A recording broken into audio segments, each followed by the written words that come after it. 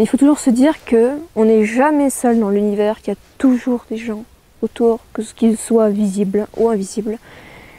Et voilà, il faut avoir la foi en fait, je pense. La foi, ça sauve. Parce que les gens qui ont perdu la foi, ils se perdent complètement et après ils deviennent l'opposé de ce qu'ils étaient. C'est triste quand je vois des gens qui, à la base, quand ils étaient enfants, ils étaient tellement lumineux, spirituels, comme moi je l'étais, qui ont tellement changé, qui sont devenus l'opposé d'eux-mêmes. Et ça me rend vraiment triste. Et j'aimerais faire tellement quelque chose pour les aider. Mais en même temps, on ne peut pas faire les efforts des autres à leur place non plus.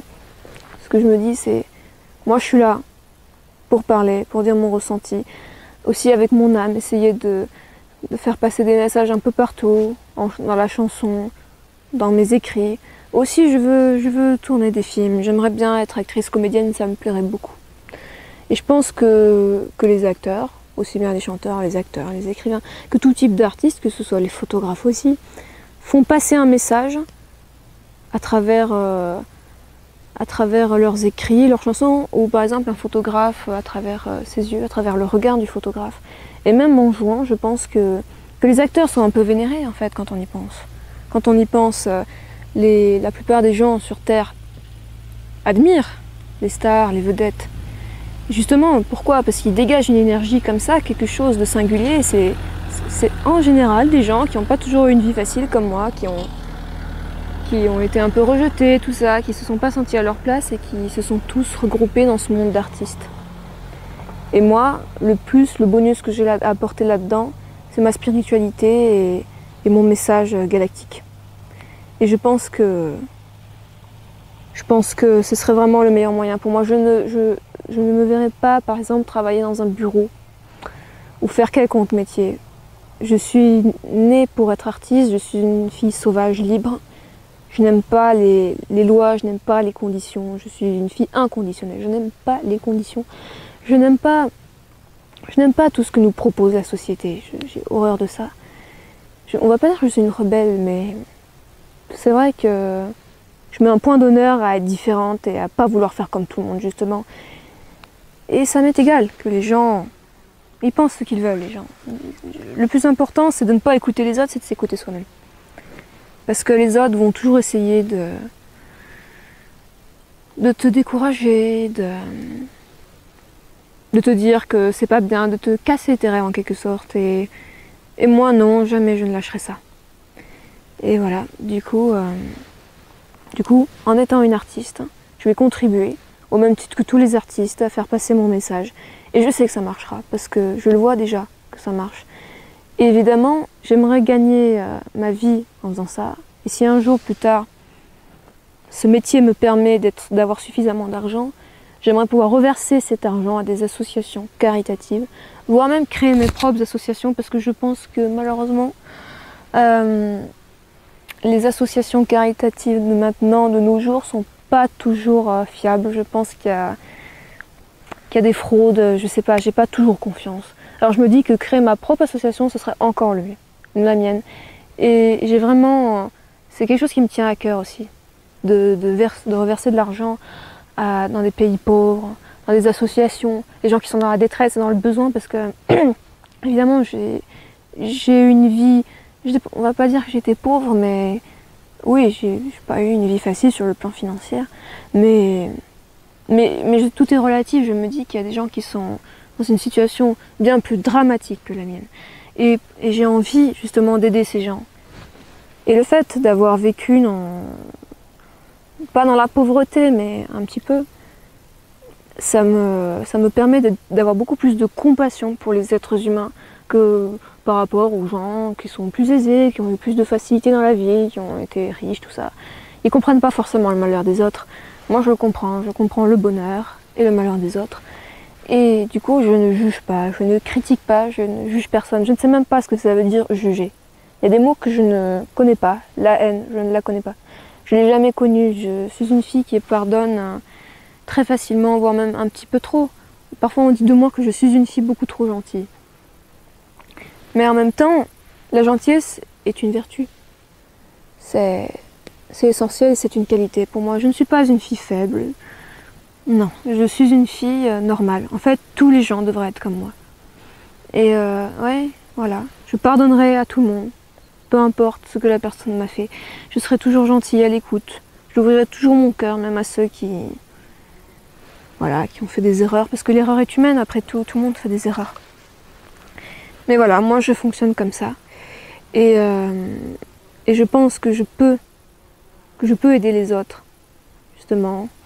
Et si je peux aider les gens dans le besoin, alors je serai là, il n'y a pas de problème. J'ai ce sentiment de vouloir changer le monde comme ça depuis que je suis petite. Déjà, quand j'avais 9 ans, j'étais écolo dans l'âme, je voulais changer le monde, je voulais inventer des choses comme ça. J'avais des idées quand j'avais 8-9 ans et les élèves de ma classe, ils n'y comprenaient rien du tout. Je ne comprenais pas pourquoi, à mon âge, j'avais des réflexions comme ça, alors qu'à cet âge-là, on joue, on s'amuse, on fait des choses pas forcément, voilà. Et non, moi, tout de suite, j'ai toujours pris tout au sérieux, et vraiment, et les gens qui prennent pas assez au sérieux, je trouve, et moi, j'ai toujours eu cet air sérieux, dramatique, qui avait un regard sur la vie et qui comprenait tout, sans forcément parler, car quand j'étais petite, j'étais extrêmement timide et réservée, je parlais pas. Quand j'étais en classe, je levais jamais le doigt. J'étais toujours discrète sur les bulletins. Sur les bulletins de fin d'année ou de fin de trimestre, il y avait toujours écrit élève discrète. On n'entend jamais Jérômine, elle parle pas, elle ne lève jamais la main, elle ne participe pas à l'oral. Et oui, et même je parlais pas, donc du coup j'avais pas de problème en bavardage de classe, parce que je parlais pas, donc c'était simple, au moins je ne parlais pas. Mais c'est pas parce que je ne parlais pas que ça voulait dire que je ne comprenais pas ou que j'étais ailleurs. Évidemment, j'avais une partie de moi dans les étoiles. Mais n'empêche que je regardais tout autour de moi, j'ai tout observé. Et aussi, j'ai une mémoire assez impressionnante. Tout le monde me le dit d'ailleurs, que j'ai une mémoire incroyable. Je ne sais pas, pour moi c'est normal d'avoir une mémoire comme ça, de tout me souvenir depuis le début. Mais apparemment, il faut croire que c'est peut-être pas si courant que ça. Mais oui. Mais moi j'ai observé le monde depuis que je suis petite et j'avais ma propre réflexion, j'arrivais juste pas à l'exprimer, j'étais trop timide. Après depuis 3 ans, ça s'est arrangé, j'ai pris beaucoup d'assurance justement, parce que j'ai arrêté le système scolaire, je suis sortie de ça. Voilà, j'en avais marre, j'en pouvais plus, j'avais l'impression d'être en prison.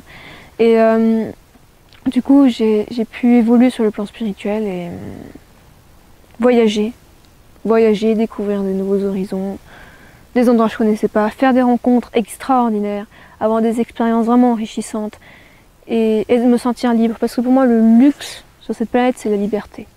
Quand on n'est pas libre, quand on n'a pas notre libre arbitre, quand on ne peut pas faire ce qu'on a envie de faire, et quand on ne peut même pas s'écouter, quand on est forcé de faire quelque chose qui ne nous plaît pas, je pense que c'est la pire des prisons. Et pour moi, c'est un luxe d'être libre. Je suis une fille sauvage, je suis une fille libre et je n'aime pas qu'on me formate, qu'on me commande, qu'on me dirige, qu'on essaye de me mettre dans une catégorie, dans une case qui ne me correspond pas. Et justement, les artistes vraiment libres, ils peuvent faire ce qu'ils veulent sans être dirigés. De toute façon, c'est comme ça, je serais incapable de faire autre chose. De toute façon, j'ai déjà essayé, mais non. Non, je sais que je ne pourrai pas. Et voilà, alors effectivement, ça n'a pas été facile. J'ai vraiment une vie mouvementée, même sur le plan sentimental, sur le plan familial. J'ai été assez traumatisée, même j'ai beaucoup de traumatisme, mais je vis avec. Je vis avec et j'essaye de poursuivre mon chemin en tant qu'enfant des étoiles. Et j'essaye de retrouver les miens, de retrouver des gens qui sont comme moi. Et j'y arrive. D'ailleurs, récemment, j'ai fait une interview d'une sœur des étoiles. C'est comme ça qu'on les appelle, les frères, les sœurs des étoiles. Qui s'appelle Bridget Nielsen. C'est une fille vraiment extraordinaire. Elle a 30 ans.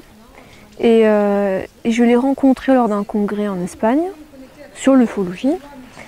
Elle faisait sa conférence et elle a accepté une interview de ma part. D'ailleurs, c'était ma première interview. Et c'est vraiment une fille super. Et voilà, et ça me fait tellement plaisir de rencontrer des gens comme moi Et elle me comprenait, elle avait vécu la même chose que moi. Évidemment, elle parlait anglais. Moi, je ne suis pas bilingue, je sais parler anglais, je me débrouille en anglais. Mais de toute façon, le langage du cœur est universel, n'est-ce pas? Il n'y a pas de langue. Hein? On se comprend tous au niveau de l'âme et de l'esprit et du cœur. Alors, même si elle parlait en anglais, que je ne comprenais pas tout ce qu'elle me disait, je comprenais l'essentiel.